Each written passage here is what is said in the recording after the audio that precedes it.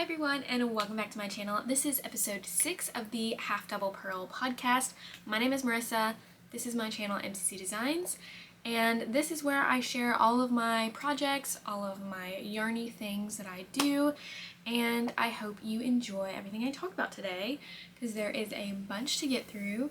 I got through all of Christmas break and I did a ton of making over that time, so I'm gonna get right into it with some objects that I have finished since you last saw me, and that is my Christmas stockings, which I know like Christmas has came and went now, so this is the stocking that I ended up going with.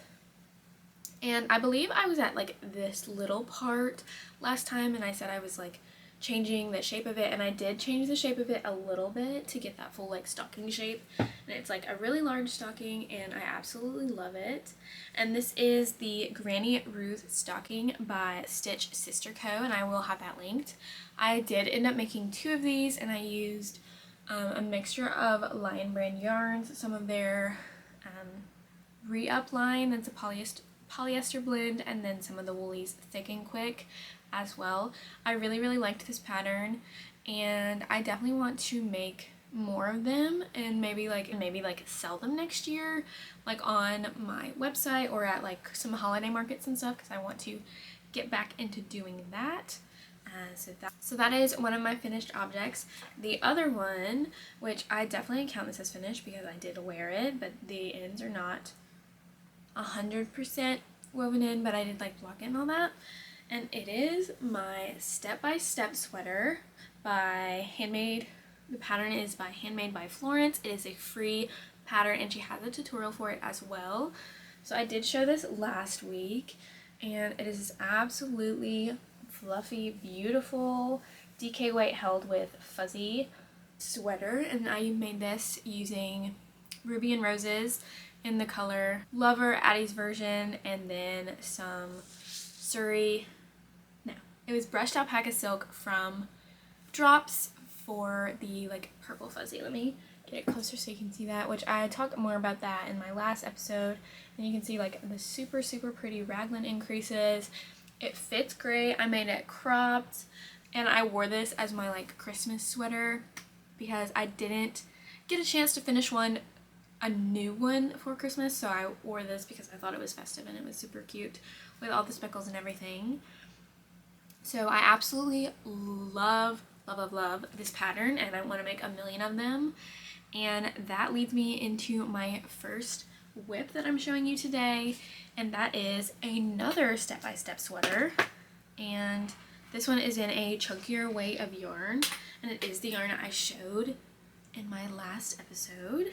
And here she is. You can hear like all the jingling and progress keepers on it, but she is I would say this is like a heavy worsted yarn in this beautiful green. I believe it's called mallard green, and again those same increases. I really didn't change anything about it besides not doing the rolled collar. I'm just doing like a regular collar, I guess, yeah, which I really love, and I really wanted like a sweatshirt type sweater, and I think this is definitely accomplishing that, which I've got some more body to get through to make it as like oversized as I want it to be. But for this I am using the Eddie Bauer alpaca wool blend from Joann in the color mallard green. I don't have a label, I don't know where they went, but I have used almost 5 full balls. This is like my 5th one and it is coming along really well. I have this and another one left, so I think I'll have plenty to finish it. I don't think I'm gonna do like that much more on the body, just like enough to get it all the way down. I want to give it that nice long cozy length, which I'm really excited about, and I've really enjoyed working with it. I'm using just some, I don't even know if there's a brand name attached to these. They're just some like Amazon needles with a swivel cord, which I am on like this swivel cord bandwagon now. I didn't think that I needed them. I was like, oh, I've never had like, my cords don't twist that badly, like it's fine. But now it's amazing. I love them. Yeah. And I have cutie little stitch markers on here. You can hear them jingling. My mom put together an advent for me for Christmas, and this was one of them. It's like a cute little ladybug progress keeper with a little daisy on it. And then I have this little sheepy guy that I got. I can't remember the name of the shop, but I will put it here. Love all of their work. I have several sets of their stitch markers. I don't know, it's like completely escaping me. And I don't know where my mom got the ladybug stitch marker, unfortunately, but I'm using that more of a progress keeper. And yeah, I really enjoyed making this so far. I whipped this whole thing out in like 4 days, and then I just haven't worked on it since. So I don't know if I got like burnt out on it because I was trying to race to finish it by Christmas and then I didn't, and I was like, oh well. But I definitely want to make this a priority to finish because it's so close. So close. So I definitely want to have that done by the next episode. And yeah, I'm really liking that. Like I said, Step by Step sweater by Handmade by Florence. Great pattern. Definitely recommend that if you have not knit a raglan before, or if you just want like a classic, easy and free pattern to stash bust or whatever. I would definitely recommend that. So next up that I've been working on is, I don't think I've ever showed this, but it's a granny square or granny triangle shawl. So here she is. She's getting really big now, and it's just like a super simple, like there's no pattern for this. It's just like something that I've made a ton of times, but it's gonna be like big and cozy and like just like this. I love it. I love a big shawl, and I don't have very many that I wear, or like I just don't have very many that I have made and finished. So this one is going to be a big and cozy one, and the yarn that I'm using for it, which creates this beautiful crazy color combination, is this yarn from Joann, which I've been on a Joann yarn kick recently, if you cannot tell. And this is Big Twist Supernova, and it is an 80% premium acrylic, 20% wool blend. It is like a roving style yarn, and let's see. It is classed as a 2, like a sport weight, but if you can see how different the ply is. Like some of it's thicker, some of it's thinner. I think it is more like a DK than the sport. That's just my opinion on that. This is the color Starburst, which is just so pretty. And this is very like outside of my normal color palette. Like you could tell. Like I'm usually in like the pinks and the oranges and the brown, those. But this was so fun, and I was just like, let me get that because it's super pretty. And I think this is pretty affordable. I don't remember how much I got it for. I think regular price maybe is like 10-ish. And then like there's always sales and coupons that stack at Joann, so maybe like $5 a ball. And this is my second one. It has 475 yards to 150 grams. And so I'll just use it until I don't have any more and like can still finish a row. But this is with like 1.5 so far. So it's pretty good size, and I'm really liking it. It feels really nice. Like it feels like a little scratchy from the wool, but like I like that feeling, and I feel like I don't know, it just feels nice. So I've been really enjoying working on that, which I've thought about just making like a little tutorial for how to do like the granny stitch triangle situation, because it's really not bad and I really love it. So yeah, I've been doing that. And it's also like an easy project to just like sit and like work on, because granny stitch, I do it so much because it's my favorite that I don't have to look at it really. So I can like watch TV or like read a book, and I've been doing a lot of reading, so that has been really nice. Next up is a project that I started like recently because we were expected to get a bunch of snow. We did not end up getting a bunch of snow, but we had a little bit, so that's nice, which we haven't in a couple years, but here it is. And it's a little mitten. So I was kind of like freehanding this a little bit. It's with like single crochet stitches that are like done to look like a knit stitch. So you just do the single crochet into the middle of the previous single crochet, and it creates like a really dense like barely stretchy fabric, and you can see that I almost completed the thumb, but it was really late when I was working this because I was like, oh, I need gloves. I don't have any mittens or anything for the storm. But then it ended up storming, so I was like, I don't really want to finish it. But that literally all I have left. And this kind of looks kind of crazy, but we're not going to talk about that. But yeah, I should definitely finish this and make the second one. I am kind of like, I don't have any mittens, so it would be good to have some. And I'm using, I think, I don't have the label in it and it was just in my stash, but I think this is the local wool yarn from Lion Brand, and this color is so pretty. It's like a sage color. Yeah, this is my almost mitten. I feel like it looks like a fish. That could just be me. My roommate did not think it looked like a fish when I was talking to her about it, but mittens. Maybe make the second one. I don't like it though, so I don't know if I don't know that I didn't love this stitch pattern. Like, it just took forever, and so I don't know if I'm going to do that. I should make the full pair, and then I don't know if I would make it again. But yeah, so that is my mittens. And next up, all these are like free-handed patterns that I have been working on, minus the sweater. And this is a scarf. It's a Tunisian simple stitch scarf. It's so pretty. Like, how pretty is this yarn? And like the gradient of all the colors, like the greens and blues. It's just Tunisian simple stitch, just making a long rectangle. This is the yarn I'm using. Kind of flat now. It was like a big poofy ball. This yarn is Serdar Jewel Spun with Wool Chunky. So this is that, and it's in the color Sea Glass, which is super pretty. I'll just have it here while I tell you about the yarn because it's so pretty. It is a 200 gram skein, approximately 328 yards, 80% acrylic, 20% wool. I think it's a bulky weight. It doesn't say exactly, but it says chunky, but that's pretty much bulky. Yeah, I've really loved working with this yarn, Jewel Spun. It's just so pretty. Like, that's so pretty.